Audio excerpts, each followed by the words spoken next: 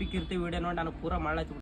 ನಮಸ್ಕಾರ ದೊಡ್ಡ ಮಂದಿ. ಇವತ್ತೊಂದು ಎರಡು ಐಟಮ್ ತಗೋಬೇಕಂತ ನಮ್ಮ ಫ್ರೆಂಡ್ ಅಂಗಡಿಗೆ ಹೋದೆ. ಇಲ್ಲಿ ನೋಡಿದ್ರೆ ನಮ್ಮ ಇಜ್ಜ ಸಿಕ್ಕ ಅವನಿಗೆ ಮಾತಾಡ್ಸ್ಕೋದೆ ಹಿಂಗಂತ. ಸಾಕಾಗ್ಬಿಟ್ಟದಪ್ಪ ಈಕಿ ಕಾಲಾಗಂತರು ಮಟ ಮಧ್ಯಾಹ್ನ ಸುಮ್ಮ ಎಲ್ಲಾರು ಹೊರಗಡೆ ಹೋದ್ರೆ ನನಗೆ ಬಿಸಿಲು ಆಗ್ತದ ಅಂತೀರಿ ಸುಮ್ಮಗ ಇಲ್ಲಿ ಫ್ಯಾನ್ ಗಾಳಿ ಬಂದು ಕುಂತೀನಿ ನಮ್ಮ ದೋಸ್ತನ ಅಂಗಡಿಗೆ.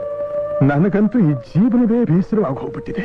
ಹೊರಗೆ ಹೋಗಿ ಬಿಸಿಲಿಗೆ ಮಾಡ್ಲಾತಗತ್ತಿಲ್ಲ ಈಕಿ ಕಿರ್ತಿ ವಿಡಿಯೋ ನೋಡಿ ನಾನು ಪೂರಾ ಮಾಡ್ಲಾಯ್ತು ಬಿಟ್ಟದ. ಇಲ್ಲಿ ನೋಡಗ ಮಾರಿ ಮೇಲೆ ನೀರು ಬಸ್ತಾವ ಏಟಿಗೆ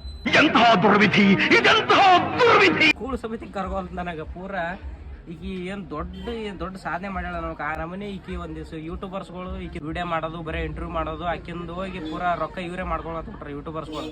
ಪಾಪ ಅದಕ್ಕೆ ಏನು ಕೊಡೋದಾಗ್ಯದ ಅದನ್ನ ನೋಡ್ರಿ ಅದು ಹುಚ್ಚಿದ್ದಂಗ ಸುಮ್ಮನೆ ಇಟ್ಟು ಒಂದಿಟ್ಟು ಸುಣ್ಣ ಪಣ್ಣ ಬರೋದು ಮಾರಿ ಕಳಿಸ್ಬಿಟ್ರೆ ಆಯ್ತು ಫುಲ್ ಖುಷಿ. 2 ತಿಂಗಳು ಕೇಳೋದಿಲ್ಲ ಯೂಟ್ಯೂಬರ್ಸ್ಗಳು ಏನು ಅದು ಮನೆ ಯಾವ್ದೋ ಪೂರ ಇದಾಗ್ಯದ. ಆಕಿ ಕಿರ್ತಿ ಮನೆ ಅದ ಮನೆ ಯಾರ ಕಡಿಸ್ಕೊಡಲಾಗ್ಯಾರ ಇವ್ರು.